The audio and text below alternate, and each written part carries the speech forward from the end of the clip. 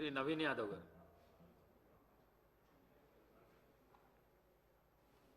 Speaker గారికి, deputy speaker గారికి, గౌరవ ముఖ్యమంత్రి గారికి, మంత్రులకు, గౌరవ మంత్రులకు, సభ్యులకు, అధికారులందరూ కూడా నమస్కారం.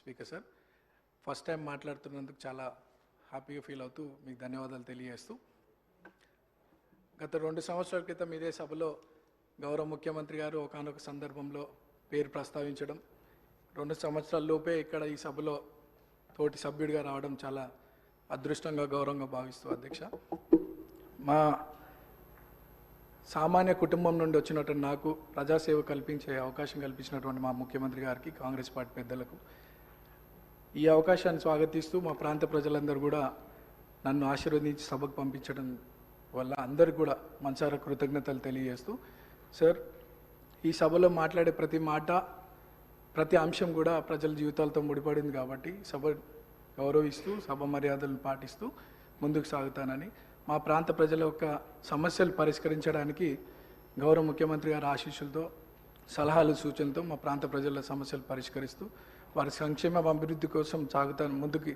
అదే నా లక్ష్యంగా పెట్టుకొని ముందుకు సాగుతానని. అట్లానే మా ప్రాంతంలో కృష్ణానగర్ అనే ఒక ఏరియా ఉంది సార్, దాదాపు 30-40 సంవత్సరాల నుండి అక్కడ వర్షాకాలంలో చాలా వర్షం వల్ల చాలా ఇబ్బందులకు గురవుతున్నారు ప్రజలు. మా మంత్రులు అధికారుల దృష్టికి తీసుకెళ్ళినారు, అది పని కొద్దిగా ఆలస్యం అవుతుంది, తొందరగా పూర్తి చేయాలని ఒకటి సభ ద్వారా కోరుకుంటున్నాను. అట్లానే హై టెన్షన్ లైన్స్ మా ప్రాంతంలో ఉండడం వల్ల 10ల సంఖ్యలో ప్రజలు చనిపోయినటువంటి విషయం పూర్వంలో, అది కూడా అధికారుల దృష్టికి తీసుకెళ్ళినారు. అది కూడా అండర్ గ్రౌండ్ కేబులింగ్ ఫాస్ట్గా చేస్తే ఆ ప్రాంత ప్రజలు సురక్షితంగా ఉంటారనేది ఒక సందేశం మీ ద్వారా అందిస్తున్నాం అధ్యక్ష.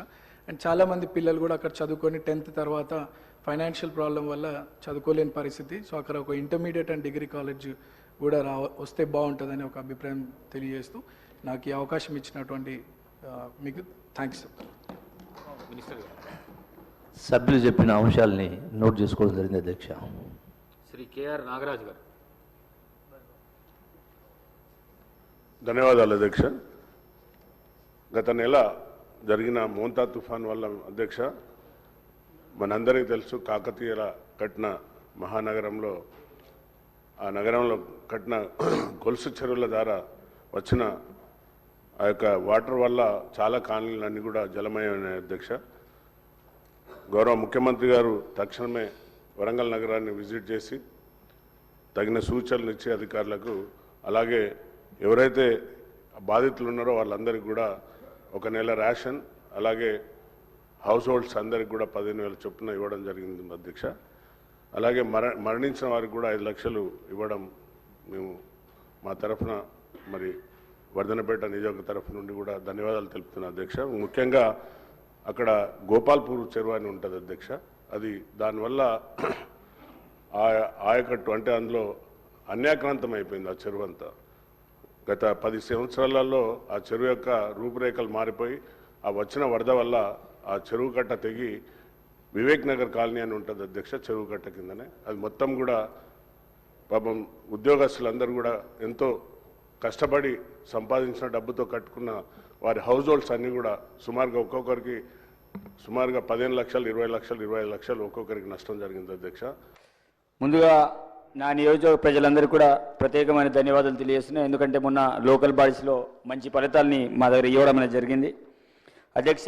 మా ప్రజలందరూ కూడా ఒక మాట చెప్పి రావడం అనేది జరిగింది. నా నియోజకవర్గం అంతా కూడా కవ్వల్ టైగర్ జోన్, అక్కడ ఇందిరమ్మ ఇల్లు మన ప్రభుత్వం ఇస్తే అటవీ శాఖ అధికారులు ఒక ఇల్లు కూడా కట్టకుండా ఇబ్బందులు పడుతున్నారు. నిన్న కాదు మొన్న మా ఇన్ఛార్జ్ మంత్రి జూపల్లి కృష్ణారావు గారిని కూడా ప్రత్యక్షంగా తీసుకెళ్లేసి గ్రామాన్ని కూడా చూపించడం అనేది జరిగింది. అదేవిధంగా మొన్న ఇస్లాంపూర్లో కాటన్ బండ్లు బయటికి రావాలంటే, పత్తి బండ్లు బయటికి రావాలంటే కొంత కంకర ఇదంతా కూడా వాళ్ళు వేశారు, వేసేస్తే కూడా జేసీబీ ద్వారా తవ్వి చేశారు. ఈరోజు ఒక 6 అటవీ శాఖ భూమికి సంబంధించిన రైతు చేను దున్నుతుంటే ఇప్పుడు మా కార్యకర్త ఇంట్లో ఉన్నాడు, అతనికి జైలుకి తీసుకెళ్లడానికి అటవీ శాఖ అధికారులు ఇది అరెస్ట్ వారెంట్ని జారీ చేయడం అనేది జరిగింది. ముఖ్యంగా నా నియోజకవర్గంలో ఇందిరమ్మ ఇల్లు కట్టకుండా చాలా రకాల ఇబ్బంది పడుతున్నాను. ప్రతిపక్షంతో నేను పొట్లాడే అక్కడ ఇది లేదు, కానీ అటవీ శాఖతో డైలీ కొట్లాట పరిస్థితి నాది ఉంది సార్ అధ్యక్ష. కాబట్టి అటవీ సంబంధించిన సమస్యను పరిష్కారం చేయాలని ఈ సందర్భంగా నేను విజ్ఞప్తి చేస్తున్నాను. Thank you. గౌరవ సభ్యులు చెప్పిన అంశాన్ని నోట్ చేసుకోవడం జరిగింది అధ్యక్ష. శ్రీ డాక్టర్ సంజయ్ గారు. ధన్యవాదాలు అధ్యక్ష.